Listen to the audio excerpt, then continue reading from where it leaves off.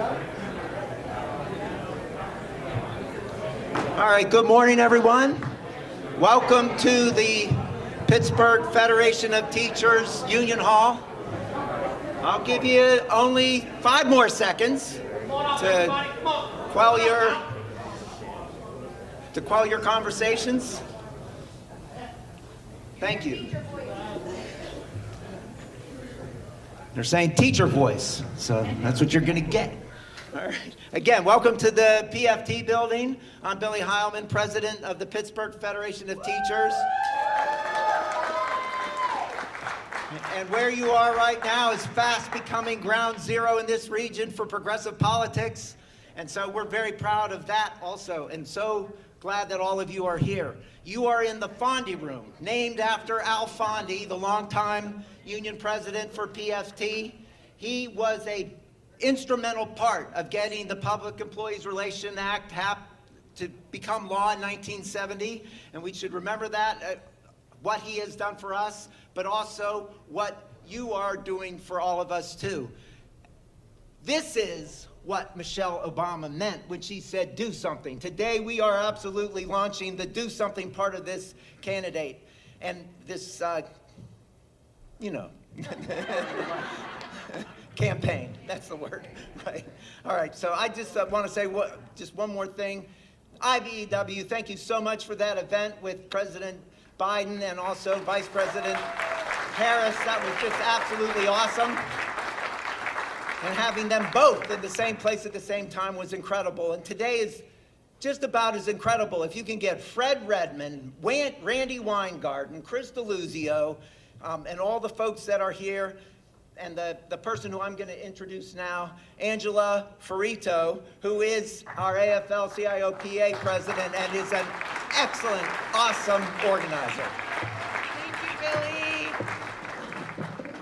Well, thank you, Billy. It's great to be here, and it's great to be here with all of you. Good morning, everyone. Good morning.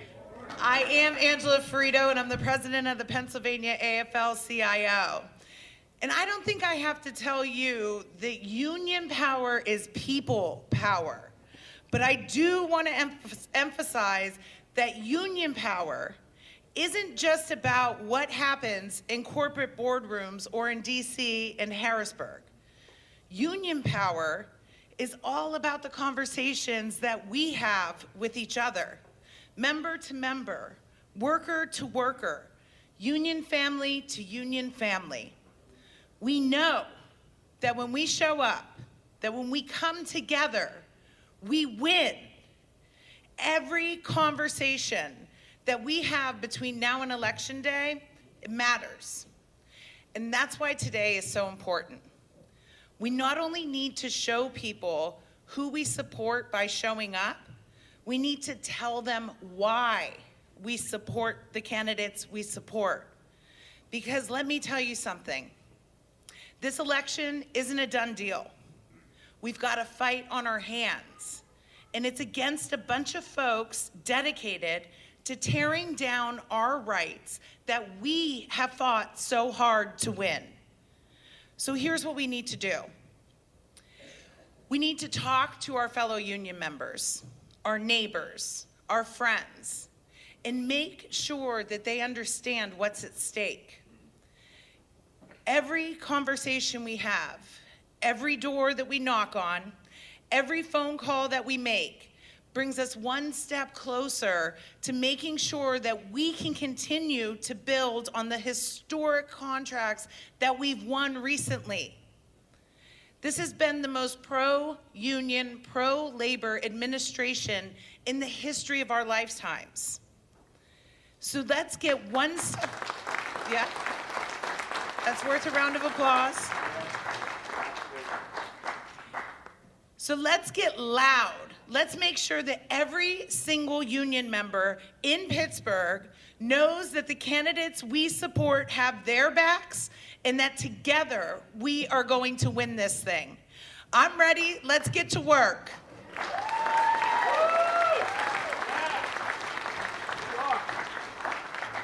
Thank you, Angela. And just not a short time ago, we were wondering how the heck can you fill Jack Shea's shoes? That seemed to be almost impossible. But I got to tell you, my experience with Darrin Kelly is that there is no step missed there. He is the union movement in person. He is just an incredible leader for our Central Labor Council, for all the things that have happened. The largest Labor Day parade in the country year after year. This man shows up every time. I'm so proud to introduce Darrin Kelly.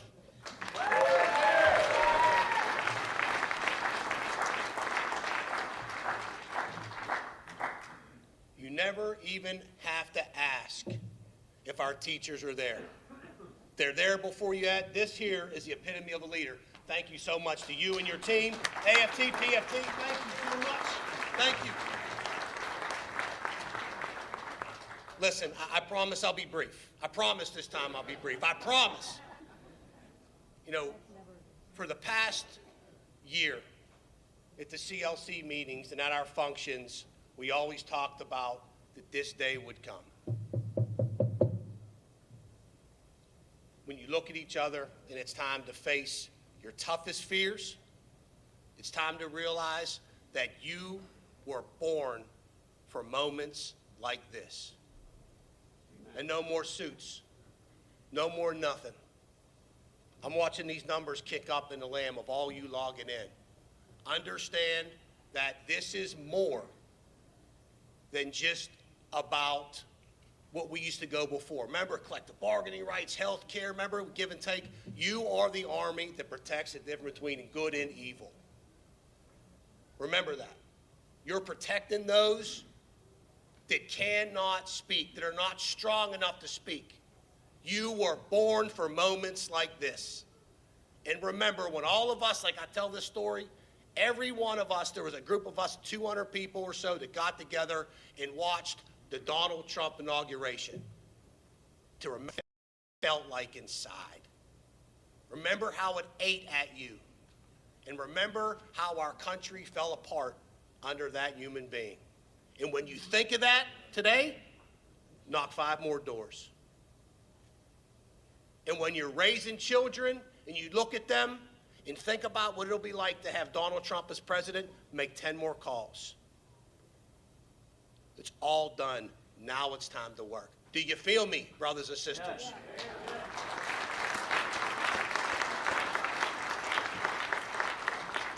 We are honored to have our boss Fred here. Amazing to have Randi here again. But even they'll say it, it is about all of you. You are the Army. Our strength is always from the bottom up, never top down. You are our inspiration. And it's not just about the top of the ticket. We have our great congressional members. We have our great senators. And one who clearly needs this Army to be on his game is the man that I'll bring up next. But always remember, wherever you take the steps, this leadership will be there with you. Okay? So, thank you. And it's all, hey, I'm so glad to see you. Young sisters and brothers, this is all about you. I promise you. For them to knock us over or not to get to you, they got to come through us. That's never going to happen. All right? You feeling it? Did you get a donut and stuff? You good? You good to go? All right. Good stuff. We got to have our sugar to get going. Brothers and sisters, congressional member, my man, Chris Deluzio. Chris, good to see you. All right. How we feeling, guys? Short speeches before you got in the doors, am I right? Yeah. Look, you're going to get asked to do a lot. Every cycle, it seems. And I think it's not about me or any other candidate. You heard Darrin say it. It's about that basic lesson of solidarity, that we are strongest together, that we got to get some rail safety legislation passed, by the way. It's a great reminder, team. Those guys don't want me to win. That tells you something. But look, that power of solidarity, that's our strength. I talk a lot on the trail about hard work and patriotism and sacrifice, things we know in Western Pennsylvania, things we know in the labor movement. I see the guys on the other side, they wrap themselves in the flag, they act like they own this country. It's not patriotic to union bust. It's not patriotic to try to make sure that you have no say on the job. You can't stand up for your dignity or your safety. It's not patriotic to attack our freedom. And you know what? The very corporations and billionaire class who want that to happen, guess what they're funding this weekend? Paid mercenaries and knock doors. That's who you're up against out there. So look to your right and to your left. Are you willing to work hard for that person, for their dignity, for their freedom? That's what it's about. The answer is yes, and you know it. Go get them. Thank you.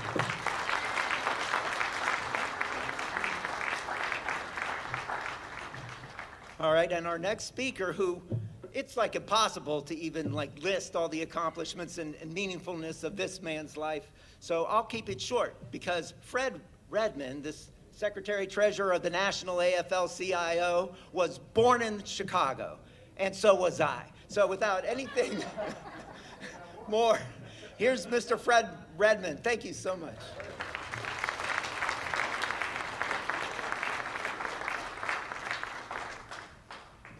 Well, good morning. First of all, I want to thank Billy and the American Federation of Teachers for always being here in the city of Pittsburgh, always being there for us, for the labor movement. And let's hear it for the Pittsburgh Federation of Teachers. Thank you. And I want to just recognize the tremendous work of our leadership here in the state, Angela Ferrite, our state Fed president. And what can you say about Darrin Kelly? Darrin wakes up every day and think about how to improve the life of workers here in Allegheny County and throughout this country. Look, I just wanted to stop by. I was on my way back to Pittsburgh last night. You know, Pittsburgh is still my home, okay? I spend a lot of my time in Washington, D.C., but I was on my way back home last night. I was at the airport and talked to Darrin. And Darrin told me what you were doing this morning. And I just wanted to stop out and say thank you. Okay, thank you, because we have approximately 60 days to define the difference between these two candidates. And these conversations that we're going to have, these calls you're going to make, is going to make a difference. Because look, it's the labor movement who's going to win this election. Make no mistake about it. And we have to draw that contrast. Do we want a president who will stand on a picket line or a president who will cross a picket line? These are the differences we have to make. Do we want a president who's going to stand up for workers or a president who's going to shun workers? The difference is clear.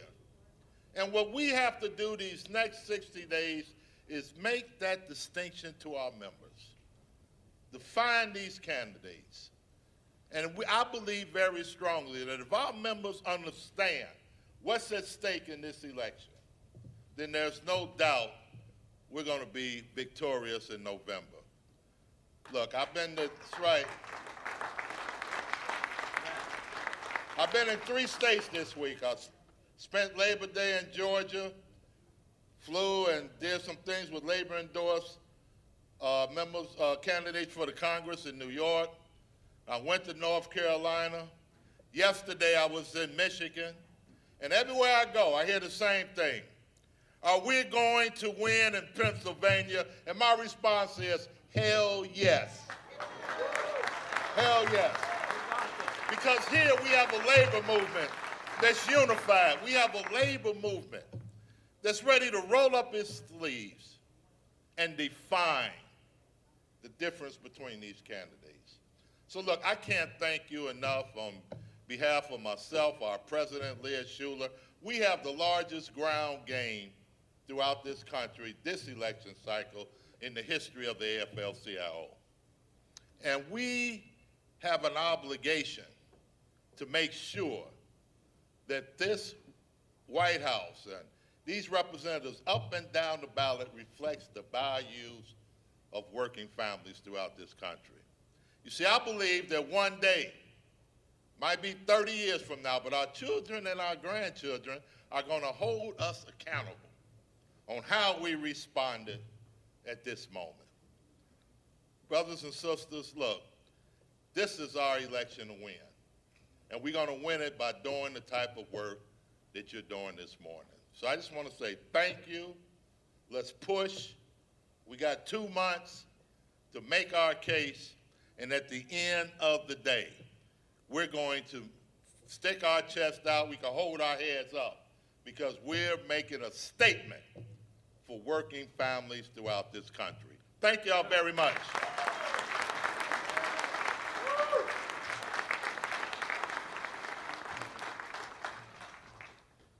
Okay, and our next speaker, and I think our final speaker, is, first of all, how can you be both pragmatic and a risk taker? How can you be both innovative, but also know the history and what worked? So there is a leader in our country, Randi Weingarten, who are all those things. Whenever we're thinking about what's the right next step in this, she's already there saying, where the heck are you? Come on. So she is a tremendous, dynamic leader for the American Federation of Teachers. And here is Randi Weingarten.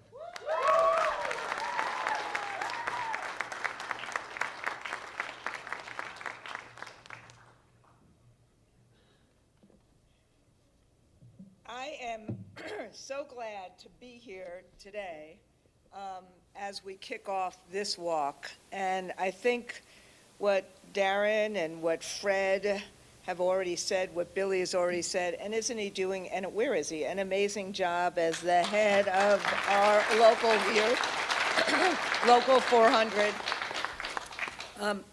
Excuse me. But I want to riff off something that both Darrin and Fred just said as I look at everybody who's in this room. And I am delighted that we have some of our nieces and nephews and great nieces and nephews who are here. Just wave. And I saw some other young kids here, because this is the future. And oftentimes what the extremists do, and I know a lot of our members over the course of the last 20, 30 years, Sharon and I, my wife and I, were walking in downtown Pittsburgh this morning, and we walked past the U.S. Steel building. And think about Pittsburgh 30, 40 years ago. Steel, coal, reliable jobs, reliable middle-class, hard jobs, but reliable middle-class jobs with pensions, with health care. And look what has happened in terms of this economy. And the anger is real that our members have, and that people who live in Aliquippa and other places, the anger is real. And the anger is real because the country has let people down. The promise of America was, if you work hard and played by the rules, your family would be okay, and we would be okay. And that was the promise, sorry, once a social studies teacher, always a social studies teacher, AP Gov. But that was the promise post-World War II, with the GI Bill, with all this stuff, with the pensions, with everything else. That was the promise. And Pittsburgh and Western PA, that's the promise that people counted on. And it got wiped out in so many ways. And people are angry. And then people like Trump and Vance, they take advantage of that anger. They exploit that anger. They don't problem solve to fix it. They just exploit it. So it's kind of like anger versus aspiration. It's frustration versus the future. It's the contrast that Fred was talking about. It's kind of obstacles versus opportunity. And so those of us who are teachers, you know, God only knows why these people are so afraid of knowledge, and why they're afraid of knowledge, and why they're afraid of critical thinking, and why they're afraid of kids being in diverse environments. You and I know that answer because we've done that in the labor movement for so long. We are a diverse movement. We're a movement of painters and steel workers and government workers and teachers. And we as a movement understand that we don't always come from the same identity, the same generation, the same sex, and yet we get along because we're fighting for the values of a better life. And they are totally afraid of that. And they use that anger And they use that division. And part of what we have to do now, in these 60 days, is, my friends, that's why what Fred and Darrin said, if we win this election, I'm not at a win yet, because it is an if.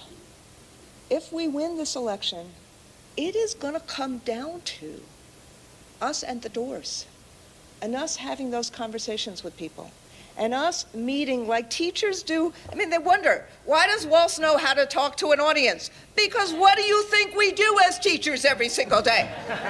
Okay, the audience may be 5-year-olds or 15-year-olds. Yes, exactly. But that's what parents do all the time, and that's what we do every single day. And what is the thing that teachers understand what to do? We meet people where they are, whether they're 5 or whether they're 60. And that's why we know that knocking on doors and talking to people and creating a sense of hope and aspiration and overcoming the fear and distrust is so important.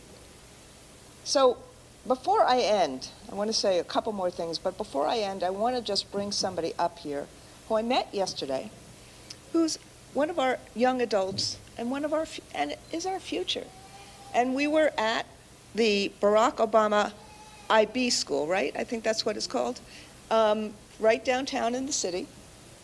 And Orly and a few of our other friends kind of swarmed me, and it was amazing because they were wearing all these get out to vote little buttons and shirts.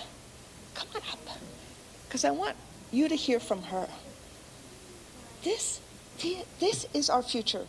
When teachers look and say, as I am doing right now, we fight for our future. We fight for our families. We fight for our kids. This is who we fight for. For them to have a future, for them to have a democracy, for them to have reproductive rights, for them to have the freedom to join a union, for them to retire in dignity. You're not retiring yet, in dignity. And I just want you to hear what she's doing and what our young people are doing to get out the vote. You inspired me yesterday so much, and I just said, we're doing a labor walk at the Union Hall. You want to come? And look what she did. She came. So tell people what you're doing.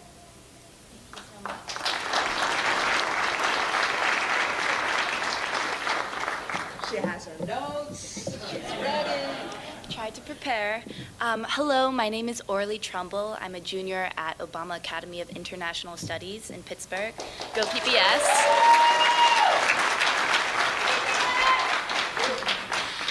And for the past year and a half, I've been working with local organizations to get out the youth vote across Allegheny County. And I've seen the support that adults have provided, and I've seen that youth really do want to be engaged, and youth are excited about the upcoming election, and the teachers are really the ones that are making the differences across these schools, because some schools are really raising our registration rates, like Obama Academy, where we have this great civics teacher who makes sure that our clubs and our student groups are hitting all the seniors who are turning 18 and ensuring that we are getting 100% of our graduating class to register every single year.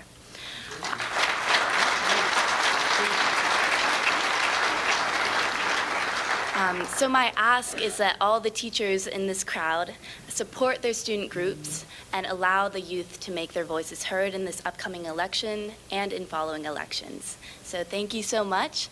And have a great one.